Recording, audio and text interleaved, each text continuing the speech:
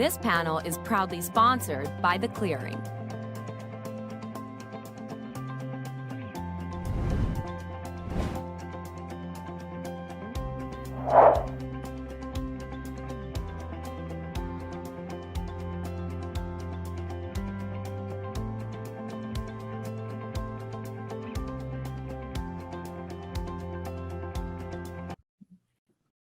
Welcome back to Running Remote Online. My name is Danny Page. You know, sometimes I wish the viewers could see the show behind the show, because sometimes what happens before the panel is just as funny and interesting as what happens on the panel. Now, that's not going to happen here. We have an incredible panel, the impact of remote on hybrid and workplace transformation.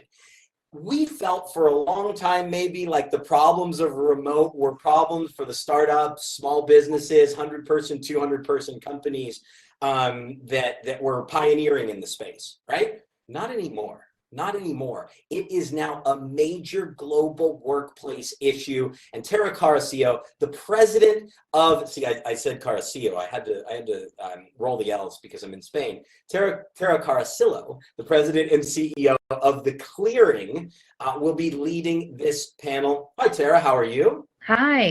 Good to see you. It's the morning for me, so I'm excited to be with everyone.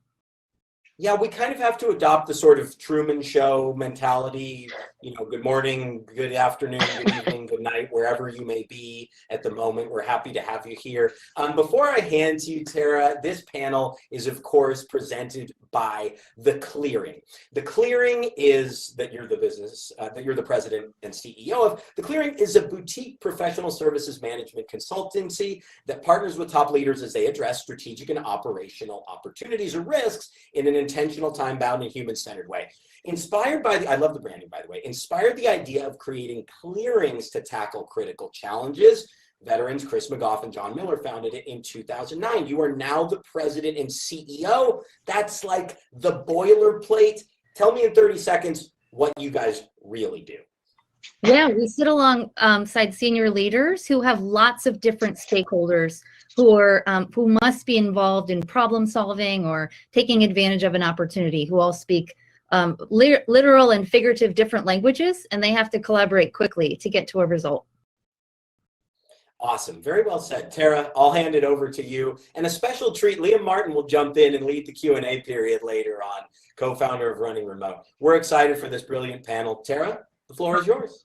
Thank you, Danny. So it's so nice to be with everyone today. I have the privilege of sitting alongside some serious experts in this arena, and we prepped earlier this week, and I realized that they've known each other and sat on stages together in many forums. So those of you out there might recognize them as well, and I think we're up for a really good experience together. I'd like to do some quick intros of our panelists. First, I'd like to introduce Paul McKinley.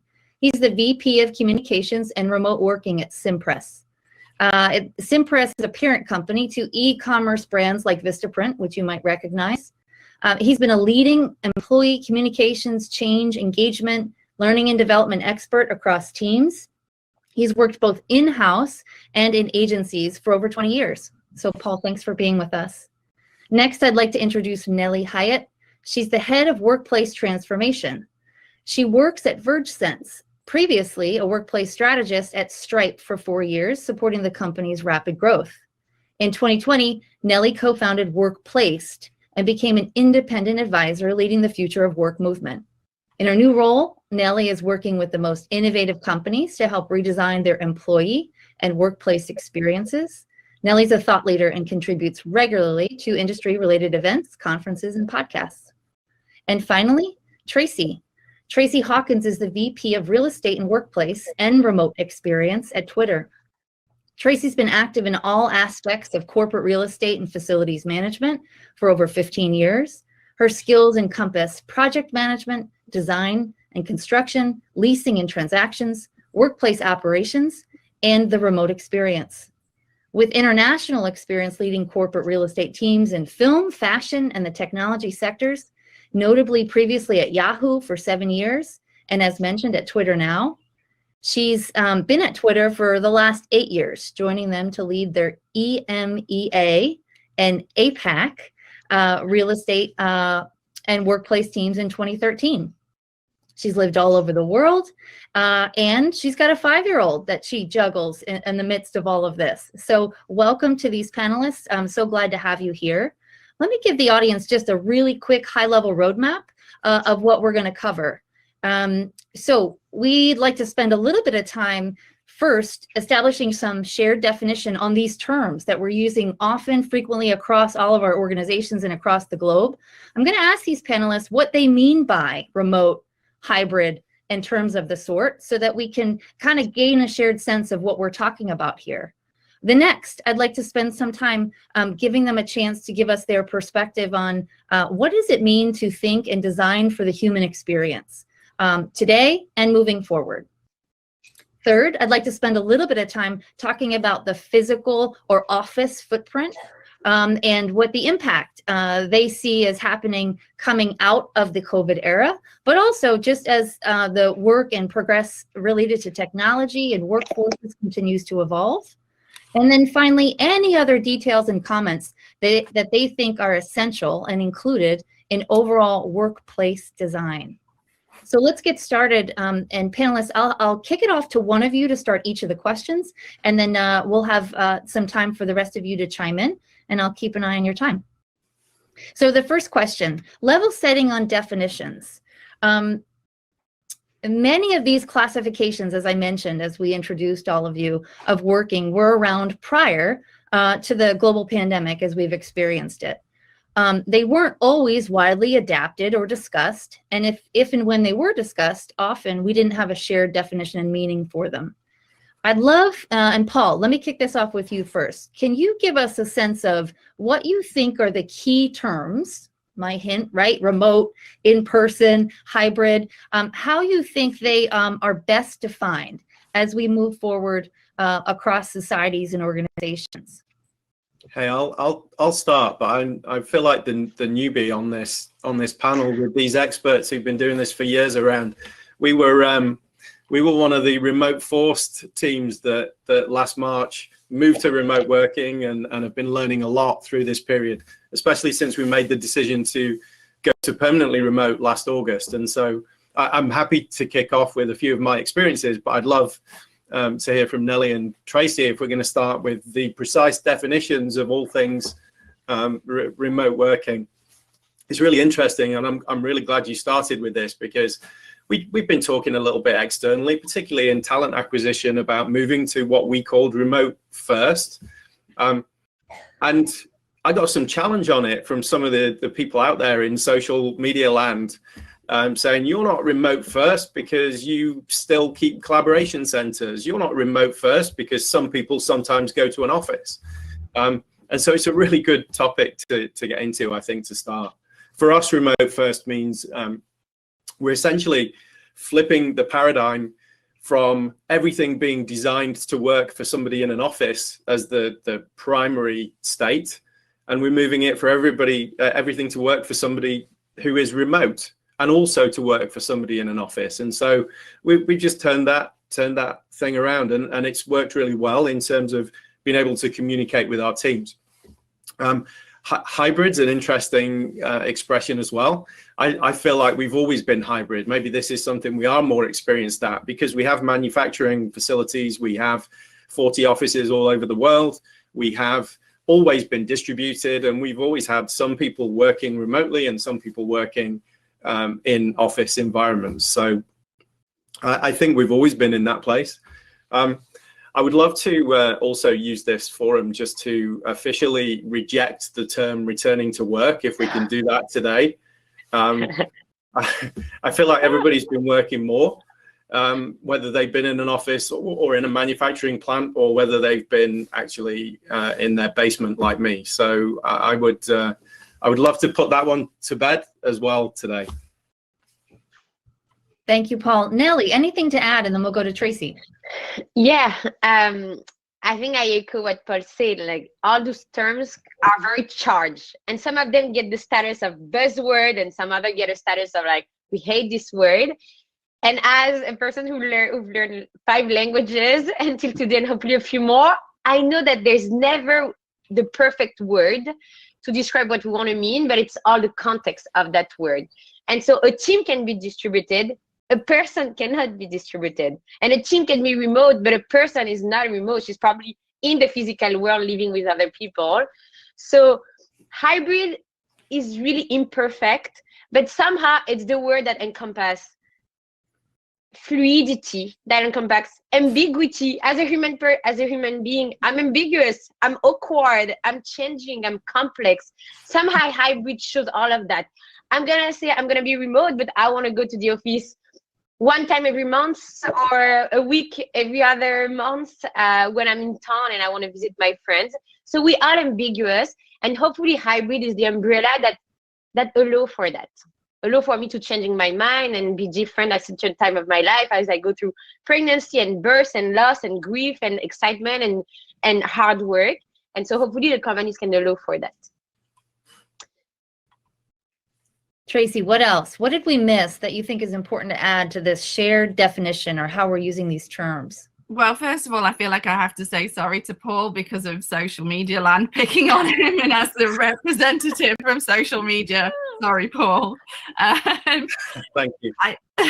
I feel like, you know, both these folks have really hit the nail on the head. Before the pandemic really hit here in the US, we'd been spending the last 18 months before that really trying to decentralize and not have the center of gravity be in San Francisco where we first started, although it's still very important to us. But we were still a very office-centric culture, even though we were embracing, you know, being in different places around the world, trying to embrace different ways people worked. And actually, I just in January last year, I'd moved from the finance function to the people team. Our whole team had, because we were trying to really help with that effort. And I'd sat down with my boss, and my new boss, and she'd said to me, you know, your workplace is wherever you work, and that's not just the four walls of the office. And so your team has created such a great culture in the offices, and it's like we need to really embrace and meet people wherever they are. And I was like super excited about doing that. And I was thinking, wow, you know, I'm going to be able to do all this research and reach out to people like GitLab and, like, you know, really set this up and take some time to really think about it. And then the pandemic hit, and I was like, oh my God, a few weeks later, and everyone's sort of looking at me to be like, how do we handle this? We're all going remote. But, you know, we were chatting before, and you chatting when we all first met. And I think really, you know, where we want to get to is, like, it's really hard with these labels. Like you say, they sort of mean different things to different people, different companies, different cultures. And where we're trying to get to is, like, it's just work at the end of the day. It's work. You know, as long as you get the work done, as long as you feel like you have equal access to the culture, to great fulfilling work, to career growth, which I don't think remote folks did have as much of before the pandemic, because there just wasn't an appreciation for a lot of the barriers and challenges that they encountered. I think that is the most important thing, you know, rather than what do we call each piece. And like Paul said, really engineering all of the ways you're working, the policies, the procedures internally, to think, does it work for a remote person? And anything that we're doing in the offices, how does that encompass the remote experience as well? All these water cooler conversations and things that would happen in an office that remote folks would miss out on. You know, those are the things that now we can all appreciate, having been remote and wanting to embrace being remote all the time or partially. Like, how do we get over those different things so that it is a great experience for everyone? So I'm on the same page with these folks. The hybrid name sounds horrible. It just like some of remote, I don't like that term either, because it still infers that, like, there's a center of gravity somewhere and you're somewhere away from it. Like the center of gravity is Earth and you're on Mars somewhere, you know. So I think that will change over time as well. I totally agree. Can I add one funny thing that happened this week? So we full good intentions, renamed the offices into collaboration centers, but for people to visit when they want to visit them. And somebody asked me, well, does it imply I'm not collaborative if I don't want to go to a collaboration center? And should we really call it a center? Because that sounds like it's the most important thing. And I'm like, I give up with naming things. It's clearly not my thing. You can't win. So knowing that we may continue to trip over these terms over time, the common theme I heard, and Tracy, you started to tease this out, but I'd like to circle it back to the full panel, is this concept around whether you're working remotely, on site, at the center, not at the center, the human experience seems to me to be a continual place of study and practice, and a lot of emergent thinking on. So I'd love for each of you to comment a little bit about, because we are where we are today, reflective of all the events, let's say over the past 24 months or so, just to give ourselves a time frame, what design elements are becoming more and more important that organizations attend to when they think about the human experience? I think sometimes it's easy to assign design to a physical footprint because it fits naturally in an org structure, right? Okay, that team's going to account for that. Or, IT needs or technology needs. Okay, that team. But this idea of human experience seems to walk across many different departments or divisions. So could each of you comment a little bit on, if I need to design for my global workforce, what else do I need to consider that I might not be holding as a priority now and moving forward? Let's go. Tracy, could you start us? Sure, yeah.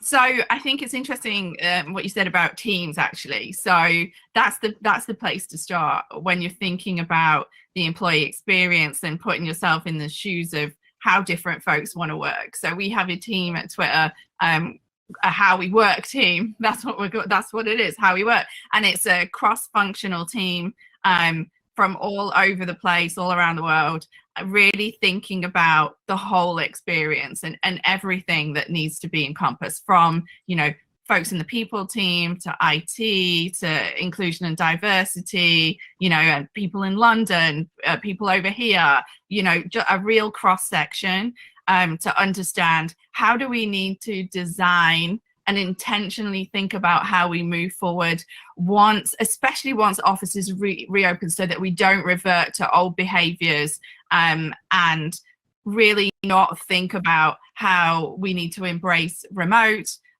but also that difficult bunch in the middle that we keep calling hybrid, and make it all work together. And for us, it's, number one, looking at all the things over the last, God, how long has it been? You said 24 months, my God.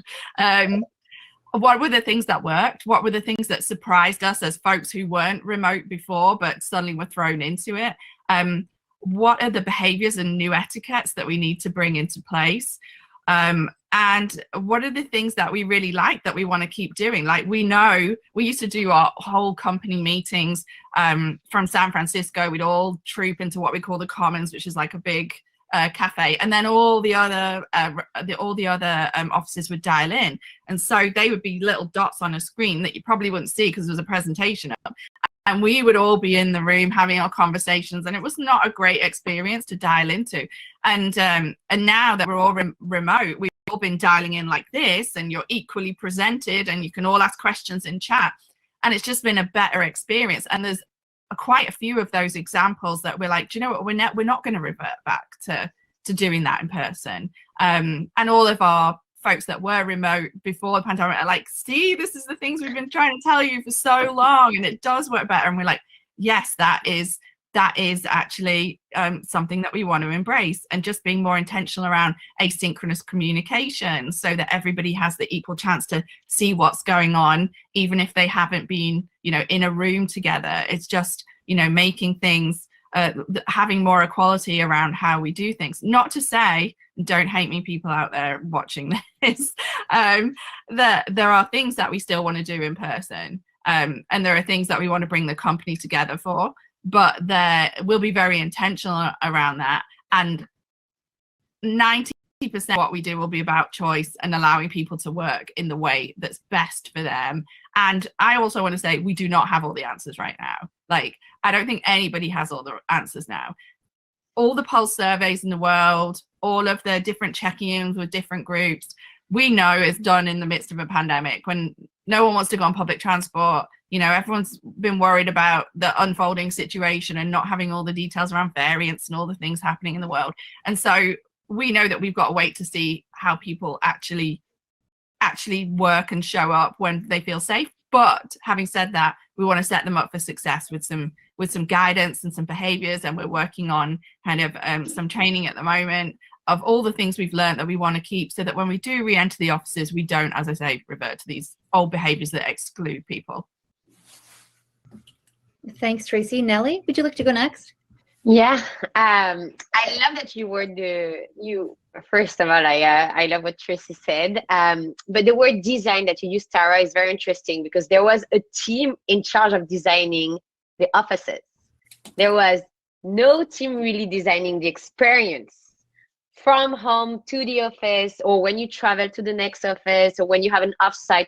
Everything was overlooked. And I remember already at Stripe, I was thinking, oh, who's taking charge, or who's designing anything for our remote folks? Like, their population is growing, and yet it's not under my scope, it's not under people's scope, and somehow they are overlooked. And we could feel the pain. They were having a very suboptimal experience. Suddenly, when we all went remote, we realized that first, it was not nice to be remote when other people were in office. This experience, even just the technology, the way we design video conferencing or conference room, were not inclusive of their presence. And now we have this chance to do it better, because we've all been on that side.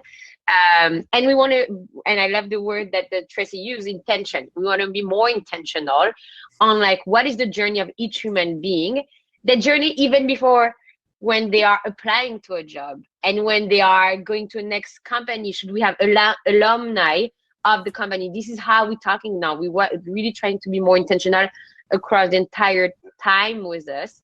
And hopefully, that's maybe very Silicon Valley tech company, but hopefully they leave better human beings than before they come. That's something where we're like, oh, we want to create a culture that uplifts you, not only as an employee to do your best work, but also as a human being, because the experience you have at work will influence your experience outside of work. If you have a very shitty day, you're going to be very shitty to your loved ones when you go home. So actually what happens at work, it's really impactful on how you behave as a human being on this planet. And the last thing I want to say is, again, with this change that we have to rethink how we were doing and to do it better, we can also think like, oh, how can we have the conversation more public? Like, when, as Tracy said, and Paul, this is how we met also, like, building in public, putting the question out there, not thinking we're going to have the answer by being siloed and looking inward, but actually tapping from other resources. Darren Murphy at GitLab has been really giving a lot. And this is great, because it's not about, oh, we're going to be great with all the rest, or we're going to win the top places to work at and everybody else sucks. No, actually, again, it's other human beings that are in another company, and maybe one day I'll poach them. So I still want them to have a great experience when they're learning skills at a different company. So how us leaders, we also share this experience, how we go to running remote and share our knowledge, and hopefully are going to acquire a lot more knowledge so we can do better for humankind. Two amazing answers. I don't know what there is left to say. I would echo everything, and especially about the remote first community.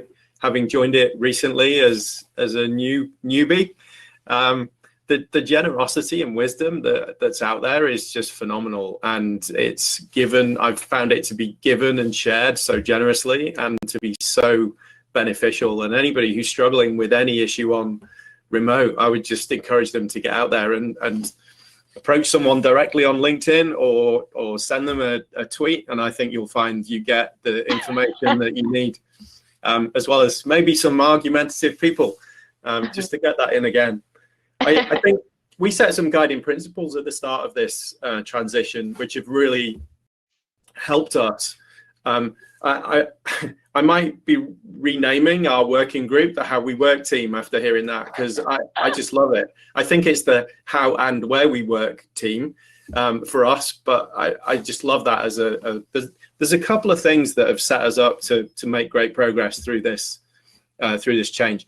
The first is we're still founder-led, and our founder, when this decision was made to go permanently remote first, said, Not can you go make life a bit easier for people, or can you go fix the problems, or can you go work out what people need? He said, I want you to make remote a towering strength of our culture and a competitive advantage.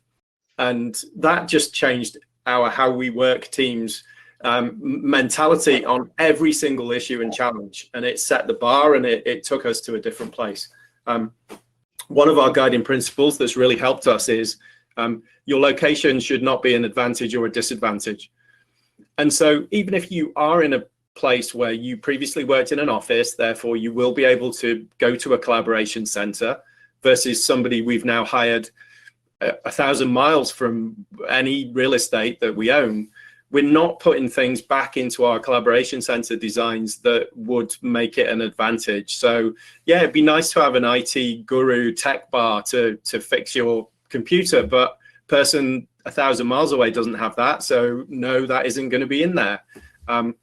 We're not putting Zoom technology into all of the rooms to re-encourage people to go back to the 5 people in a room, 1 person on a screen thing. That, as you said, people that have worked remotely have told us this for so long, and we kind of ignored them for so long. It's just such a bad experience. And so being very, I love being deliberate. I think we are deliberate. And the last thing I'd add is having people dedicated to this rather than it be a 10th of their day job is something that we've got real benefit from. And so we have a wonderful person who wakes up every morning with the sole task of creating the world's best onboarding experience for a remote first new hire. And because of that, it's in a really good place. And it isn't a 1/5 of her job, it's her job. And so really dedicating people in the key things that need to be right has really served us well. Thank you. Before we go on to the next question, I do want to encourage anyone in the audience to start to share your questions in the chat. We will have some Q&A time towards the end here. So if they're already showing up in your mind, go ahead and record them so that we can pivot to them after we go through the last few questions here as a formal process. I continue to hear this resounding, drumbeat around access and equity and inclusion, and all these different reflections of it. I'd love to spend a minute with each of you, and you've started to hint at this, so you might find yourself repeating yourself, which I think is fine. But under our most dominant constructs around physical design, virtual design, and sort of our historical ways that we've conceived of going to work. Could each of you share anything that you think will become more and more important, again, post the pandemic experience and where we are generationally, in the physical design of workplaces? And I ask it that way, having caught cues from you as we prepped earlier this week. But when we think about the physical design of workplaces, what's important for managers and leaders to continue to attend to in light of how far we've come and in light of these different experiences around where we're working from? Physical space design. Nellie, can I ask you to start us off?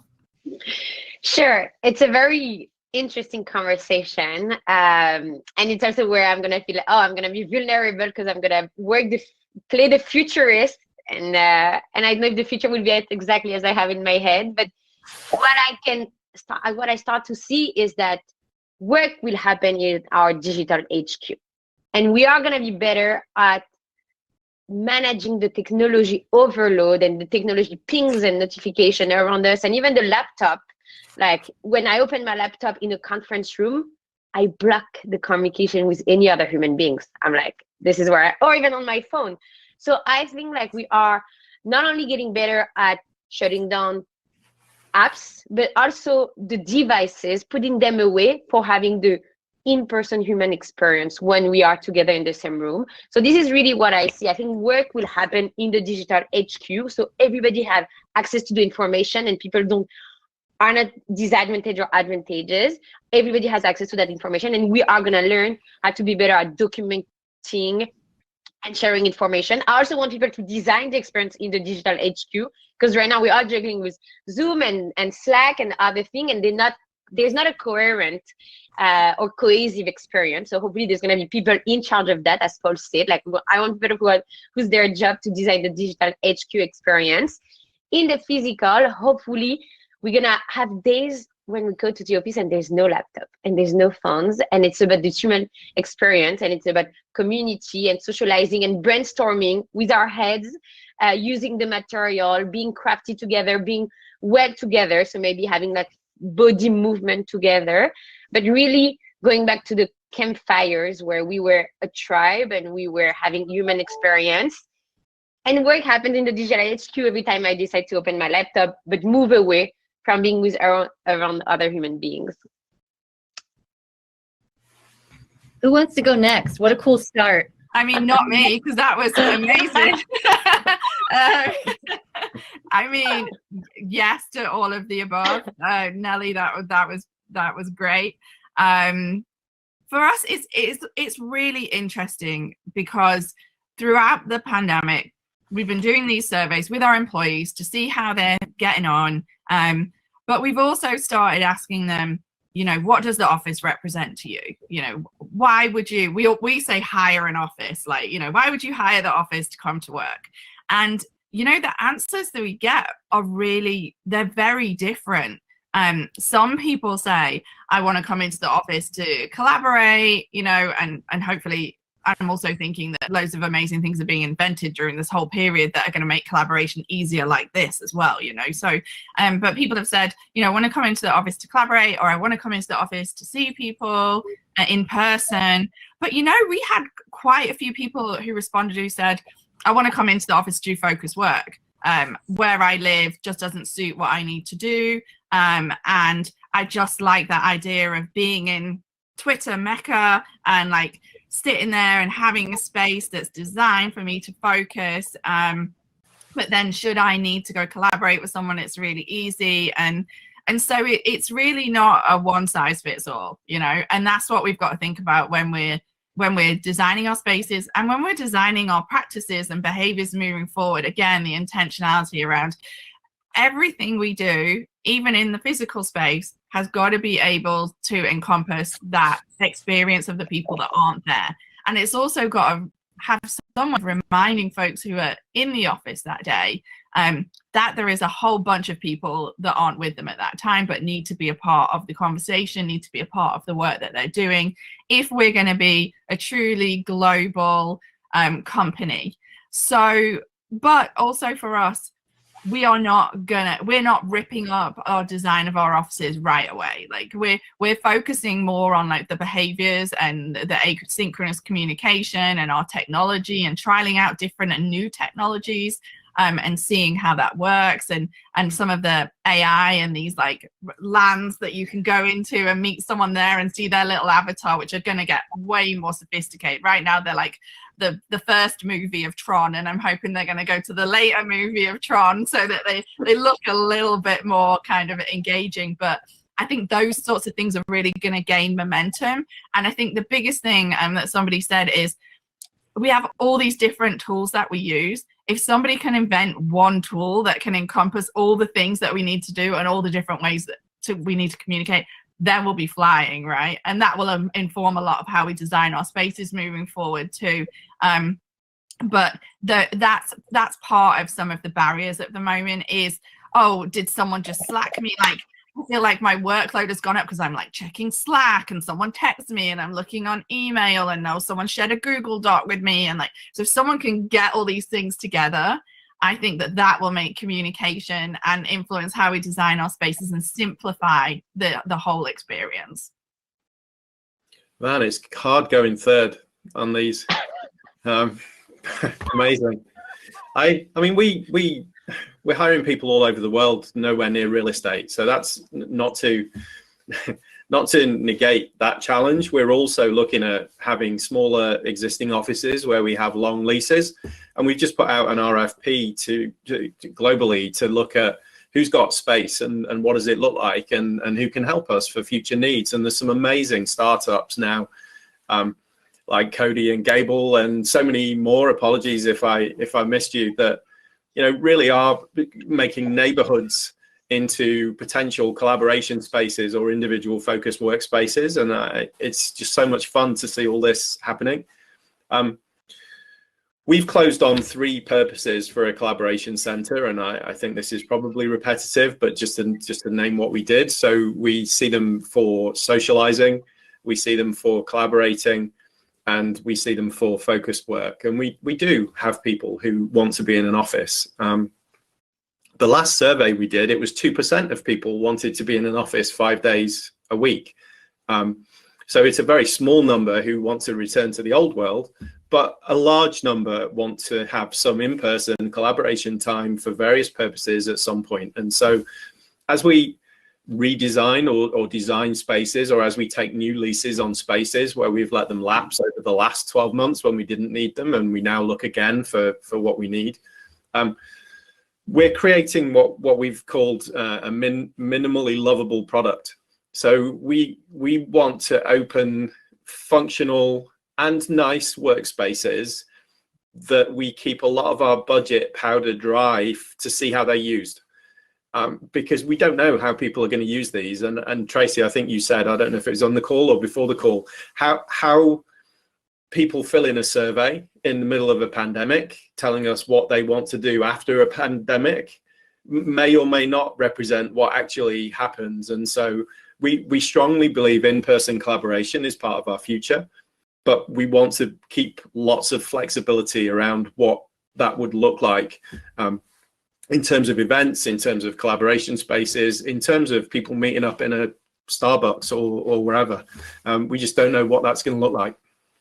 I think I would love to add something, because I think there's like an interesting point between all of us is we didn't fall into becoming remote advocates. Somehow I still fit under the hybrid, because first I still love the experience of being in person in an environment that has been curated for me with amazing architects and interior designers behind it to really make me think or feel something when I enter this space. And that's something that I still want architects and interior designers to work on. So everywhere I walk, that has been designed for me and to feel something. And also the other thing is, it is the sustainable act, or the more sustainable act, to try to reuse our buildings. The goal is not to ever demolish it or leave them vacant and build another building for a co-working space or another building to be the community center. Like, we have those spaces already, and teams are gonna meet for offsite. And so I Googled a long time ago to say maybe offsite will become onsite. We have those spaces. Instead of building more, let's try to reuse and use them at the fullest of their potential, because this is the most sustainable act we could do, reusing the resources that we have already instead of building more because they're different or because they're not as optimal as we want them. It's been really helpful to have the list of what we don't want to do as well as we design these things. I talked about technology support, but we absolutely do not want executives to have an office in any of these places, because that's like a magnet to other team members to feel like that's where they should be. There's just so many things that we have to really focus on not recreating. We fell into remote and replicated office life from our homes. Now we're learning how not to do that over time. It would be so easy to fall back into what people think is an office life, which isn't what we want it to be, and unpick the fantastic progress that people have made at being effective remotely. So I have one more question, and then I think we'll go to the wider audience to see what's coming in, because I'm guessing there's lots of stuff bubbling in people's minds and hopefully in the chat. One of the things that I'm hearing in what you're sharing and in the other circles and networks that I'm a part of is this, what appears to be showing up as a debate around choice, right? What must a C-suite executive declare you must do or can't do versus, employees should be able to do, work from wherever they want? Can each of you share a little bit of advice as if you were speaking to the executives in the crowd who need to be making this decision where choice matters, and any risks or opportunities you see based on where you think choice should exist. So it's a little bit esoteric, but there's a theme here around whether someone's telling you to be someplace or whether you're deciding it, and then the impact on others as a result. I'll leave that open. Whoever wants to pick that up first. I know I've been making Paul go last, so he might want to grab it before the other two jump in. But risk. Yeah, go ahead. I will. I quite like second though, just to see where it's going. But let's give first a go here. There was a very large tech company that's flip-flopped a little bit and made another announcement yesterday. And I don't know if anybody else saw it. And I don't mean to be critical, but I'm a communicator and I look at language. And the language in the announcement, the quote from the leader of the business was, probably a misquote, but this is what I remember it saying was, we're going to expect most people to be in an office 3 days a week. And for the other 2 days a week, they can go and work where they can do their best work. And I was kind of like, don't you want them to do their best work all of the days of the week? And like, I really want my team to be where they're doing their best work every day of the week, wherever that is. And so I think, maybe that's just my pickiness at the language, but I feel like that's been our approach to this is let's let people find the place that they want to work best. And unfortunately, remote isn't an option for everybody. If you're one of our fantastic team members working on a production line, making things for customers, then you can't do that from your home. It's harder for customer care people to work from home with data privacy and all sorts of other considerations, or even in some countries where domestic internet broadband is much harder to come by. So this is not a kind of fair thing to start with. But where people can choose to do their work in the place that they can do their work best, then I would encourage them to be allowed to do that. And I think we've listened hard. I talked about one of our guiding principles. The other one, another one was to take extensive feedback from team members all the way through this process. And we've been actively listening and responding to the extent that we can. And our team members resoundingly told us, those that can work remotely, they wanted to work remotely. And so we're not mandating remote work or office work. We're just mandating great work. And so hopefully everyone can find the place that they can do that in.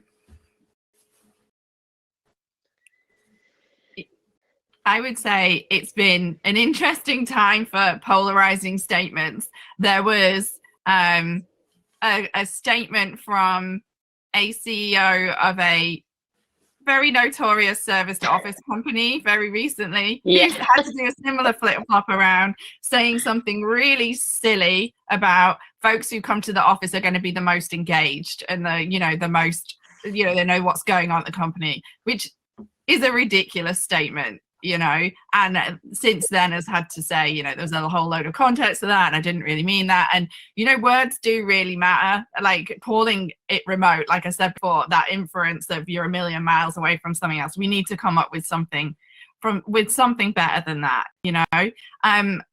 and every company, I think, you can't go wrong with talking to your employees, understanding, like Paul said, meeting them where they're at. Understanding what's important to them, not assuming, not doing big sweeping changes without doing your research. Do some surveys, talk to the different groups, understand how they work. And for us, in a very similar vein to Paul, it's going to be about choice. Yes, there are real world limitations around where you can sometimes do business. Yes, there's definitely different departments work in different ways. If you're producing a physical product, that's going to dictate a lot of how you work, where you're based, access to the resources that you need to do your job is going to be different too.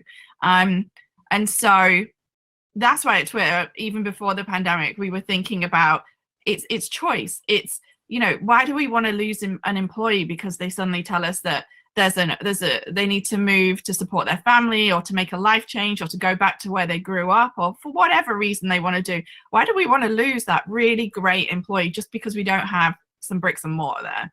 You know, I look back at that now and I think that's crazy.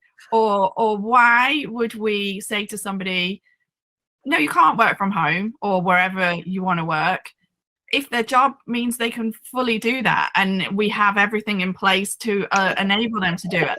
A lot of this is insecurity around, you know, not being able to see a person, or I can't see them working. Well, you know, that's crazy. If you employ somebody, you make sure you have goals, and team working agreements are really important as well. We're rolling those out at Twitter, that we understand how we work together and what our mission is as a company and what we're driving towards.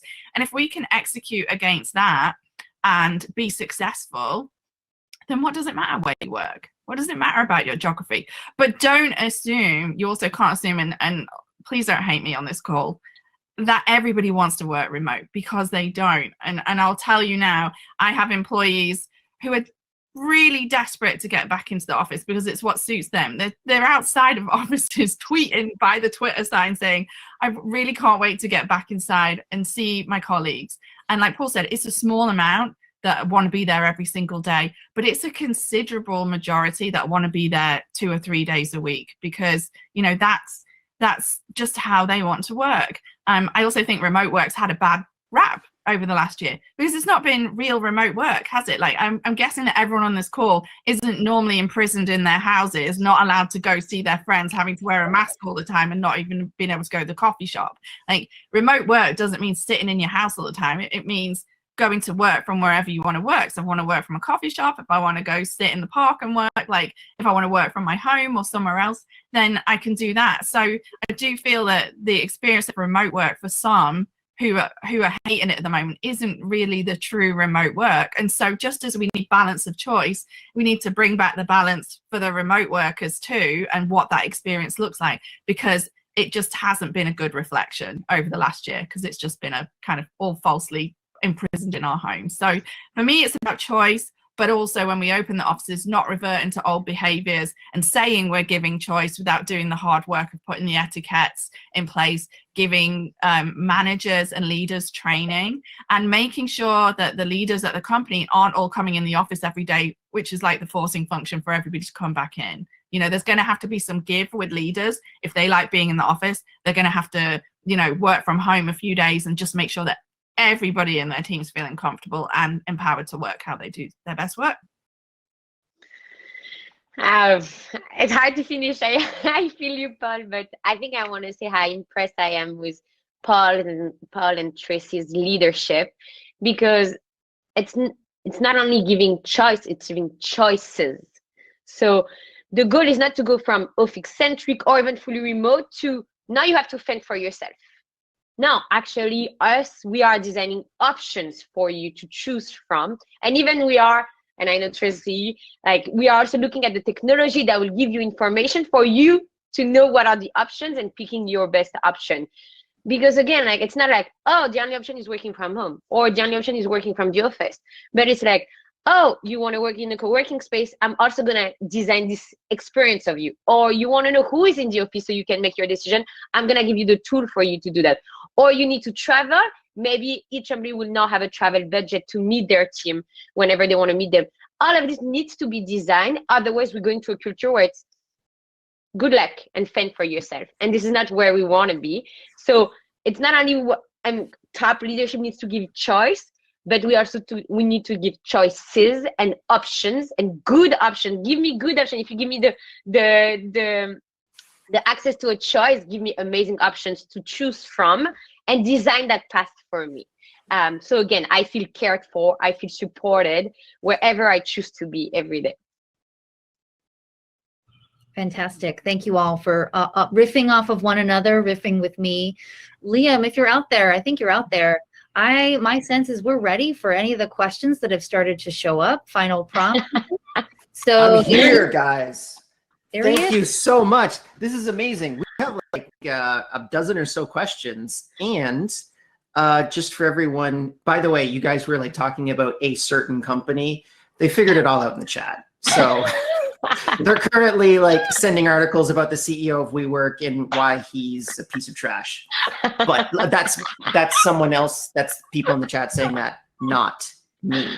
All right, so let's get into the questions here because we got a dozen, and I want to fly through them as quickly as humanly possible so that everyone can get as much value as possible out of this panel, which has been fantastic, by the way. I don't know how anyone else feels in the chat, but this has been great stuff on my side.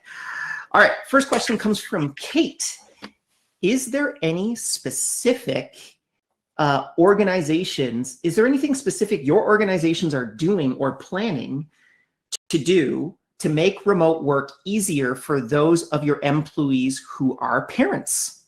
I just had a brand new baby daughter. She's about 10 months old. She's downstairs right now. You may hear her screaming in the background. And that's a big challenge for a lot of people that are really like, that's one of the big things that's holding people back from embracing remote work. Yeah, that's tough. I have a 5-year-old who I was on pins because it's early here. It's like 8:39 and she goes off to school at 8 and I was waiting for her to come bowling in and be like, "Hi, mommy," you know, but luckily my husband managed to keep her under control. Yeah, we have been very cognizant of our parents, and actually not just parents, but, you know, folks maybe caring for an older relative. You know, we look at it as we're on a journey with folks at Twitter, and we're not just there for like, you know, be the robot and tell me what you're doing at work. And like, we know there's other stuff that influences what's going on, whether that is being a parent, being a carer, some crazy stuff that's happened in the world over the last year, that people bring that with them to work because it affects them as a person. And so we've done things like, number one, being very cognizant of those events in the world and doing what we call, and I have to put, everything is bird related at Twitter, so we call them block talks when we bring everyone together, which are really amazing. And I don't want to, you know, make light of them because we at particular times for particular groups will bring everyone together where they can talk about what they're finding challenging, and that really informs us around some of the things we need to do to accommodate folks. And so we've started doing things like days of rest where nobody does any work, typically a Friday or a Monday, and we all just step away and do whatever it is when it is needed for mental health or just recharging, and it's just your time that day, and you know that someone from another region or someone from another team is not going to be messaging you. So we've done days of rest. We've brought in, wait for it, it's another bird one, every day you have an hour of perch time. So you get to like pause, you know, catch up, whether that's work related or you just go do something for yourself, hop on your Peloton, or, you know, go read a book or do some training or something. And it gives you a little bit of space. For parents specifically, it's been really tough with all the kids working from home, learning from home. It's like stuck in my head. But I actually got really lucky because my little one was in a class of just 10 and they've been able to social distance, amazing, all wearing their masks, not complaining about it. And like, so they've been in school the whole time, but I've been conscious of folks who have not had that situation. First of all, just embracing seeing them show up, being like, "Hi, little one, come chat, tell us your name," and all of that. You know, the very first call I had with the whole company around like what we were doing for the pandemic, my child decided during my 30-second segment to come and tell everyone she needed a poop. So we've all seen that sort of thing over the last year. We all do need that from time to time. Yeah.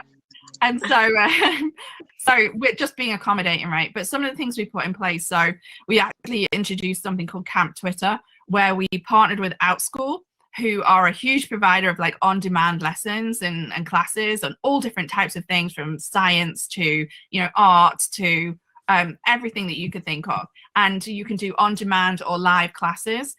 So when mom or dad's got that meeting where they just don't want to be interrupted, they can bring the kiddie in, or when they just need something and they want to we've all spent more time with our kids, which have been amazing as well, then they can call on OutSchool.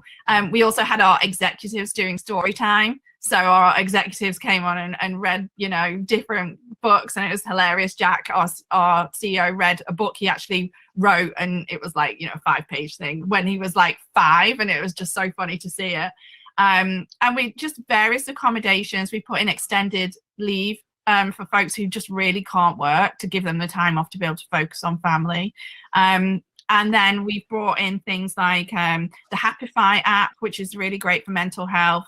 and another I can't remember the name right now, but another kind of app that just really helps you manage through some of the challenges that we've been experiencing over the last 12 months. And we have somebody who works directly for Twitter, who is a doctor, psychologist, and all of that, who's been connecting with our employees around mindfulness, meditation, and like the various things going on in their lives. So it's not going to be perfect. I'm not saying we have all the answers, but we've just been trying to really put ourselves in the shoes of a lot of the population of our company and how we can help them. Yeah. Got it. Great. Anyone else want to add 30 seconds to that? Yeah, 30 seconds. First, I was in love with the Twitter camper, Kids Kev, and I told all of my clients, did you see what Twitter is doing? You should do the same to support your parents. The one thing I want to say is, as a parent, I have 2 younger children, and I hated being used as a token. Like, because parents are suffering, we're gonna force people back into the office. It was the same as shaming mothers when they wanted to go back to the office after 3 months of giving birth. Like, the shame or the token of parents and using them to push a certain agenda is what is the most painful. So do everything you can to support them in whatever choice they make. I will do 15 seconds. I just got a Slack message from one of my team who said she won't be making the team stand up this afternoon because her daughter's got an orchestra outdoor thing at the end of the year. If we can create a culture where that's great and okay, that's the biggest thing that can happen for parents and, by the way, people in this whole shift to remote. For sure. All right, we got the next one here, which is any tips on how to show people what they should be doing, basically connected to training, when you can't fundamentally shadow someone? So I think this is definitely one of those big problems as we transition to remote and hybrid, is figuring out how to do that, like deep down training, the sacred knowledge that's always kind of inside of an organization on how to actually do your job. I think that's huge. I think especially for people earlier in their career, access to sitting next to experienced elders who are have the competence and who these people are aspiring to follow the career path. It's a huge thing, and it's a huge problem and something we really need to get better at. I think an amazing onboarding program helps, and the onboarding program should be not company history and strategy. Well, of course it should be that, but it should be team specific, down to the org level and down to the team level, with a real focus on that first 100 days and how you get people networked, how you get them into your documentation, tools, practices, ways of working. If you can get them a great start like that, then the isolation is less of a problem. But I think it's a great question, and I would love to hear from anyone who's solved it, because I think it's huge. Can you solve it in 20 seconds? Anyone else? I think if I could add something is, like, again, we just need to design that path that was not designed before. Oh, we're gonna make you sit next to that person so you get to learn. Actually, it's less bothering to have you join all my calls. Join all my calls, and let's make sure we have 10 minutes between each meetings so I can give you a download of why I say that, or why I'm doing this, or this is what you can learn. This is the key pieces, the key takeaways. So again, I think we could definitely translate that into the digital HQ. We need intention. We need to be more intentional about it. Got it. Great. And I know we're pressed for time here, so I'm going to try to fly through these questions. Fast response from everybody. How are your top tip for building and maintaining remote culture? Let's just fly around the room, 10 seconds. Top tip that you can give people. Encourage people to spend time that isn't working time. Mm-hmm. Yes, so the social piece is really important, and being intentional about meetings and having that good onboarding experience to set up, that culture too. Write down your culture and change it over time, but write down what are the behaviors that are accepted or agreed for, and allow for people to add more to them. So it's not a set of rules. Either you this or you're not. Make it fluid, but make it in written form so I can access to it. And great hiring. Yes. Paul, we have one for you, but I think you should actually ask this one after the fact. Is someone asked, like, how do you run a printing company remotely? I feel that's a bit of a challenge. Are certain employees jealous of others, and how do you solve for that? Maybe you could give us just 10 seconds on that. Like, do some employees feel jealous of other employees that are in the office versus remote? Or I guess in the factory versus remote? Yeah, I totally imagine they will. And I also would love to work in Montego Bay. And I don't. I work in Boston. So I don't mean to be glib. I think we need to have the best experience for each team member. And that relies a lot on local leadership and interpretation of culture and direction at a local level. Got it. That's great. And then Kate here asks, can someone talk about core hours, need for flex time, not just place? So that's actually something that we didn't really touch on. Does anyone actually run core hours inside of their organizations?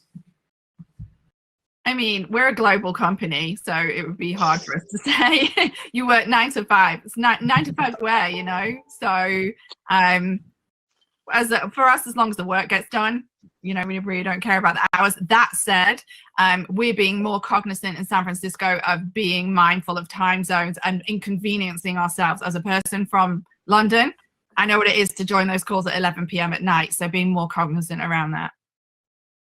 Got it. I wish we could answer a lot more of these questions, but unfortunately we are out of time. There's about 10 more down here, but why don't we just leave it to Tara? I'm gonna leave it to you. Just let's really kind of give everyone the core piece of advice that they would take away from this if you had to take one piece from all of this last hour conversation. So are you asking me to speak on behalf of all these experts? You only have 10 No, I'm thinking they'll all have their own 20 seconds as well, but the back end is yelling at me. I'm sorry. I thought that was like a beautiful zinger. It's like, for all the times you made somebody go third, now you've got it. So as you close, yeah, what are you most hopeful about that folks take away and continue to learn and reflect and practice on, would be my question per Liam's theme. Paul, would you start? Yeah, sure. I've said it through the call. I think listen to your team members, make a decision based on that and communicate it. When we made the decision to go permanently remote last summer, it was the biggest gift we could have given our team members at that time. Certainty in an uncertain world was just so well received. And if anyone is worried about making this decision, you go fast through the two-way doors that you can come back through, and the one-way doors maybe be a bit more cautious, but people need certainty, so provide certainty for them. Yeah, I think I would say don't set your mind on a path and just stick to it. Like, be open and active listening, be open to the feedback, be willing to change, and have the only desire to do better each time. And don't be a statistics. We've all seen all the statistics. That many number of CEOs are completely out of touch with their employees, and that many employees are going to quit. Don't stay stuck in there, and just open the doors and create a communication channel so you learn as you go with the only desire to do better each time. Yeah, and I would add, if you're doing this right in the future, it won't be a them and us situation. It won't be the folks in the office and the folks at home. It'll be all of us just getting work done. We're just getting the work done and we're making the company successful. And so if you're thinking about the best way to do that, when you're evaluating your practices and new procedures, you're thinking about how do we encompass the whole experience, and we shouldn't be reverting to the old behaviors that we had in the office that weren't successful in, you know, accommodating everyone. But I'm sorry, everyone, the office is not dead. Some people still need it. Don't hate me. There actually were a couple comments about that, but I decided not to throw those. You can tell me afterwards, Liam. I've got for sure. So thank you so much for doing this. This has been fantastic. If anyone wants some more info, I would actually suggest you go check out The Clearing. Again, I know that wasn't necessarily a table read that I should be doing, but you should go check out their booth. I think that's a really, if you have these types of questions like people were asking in the chat, you probably need The Clearing to be able to actually break it down and understand what the heck is going on. So from there, thank you so much for everybody being on the session. I know I really appreciate it. This was a fantastic conversation, and it looks like the chat thought the same as well. Other than that, we will see you in the very next session. Thank you. Thank you.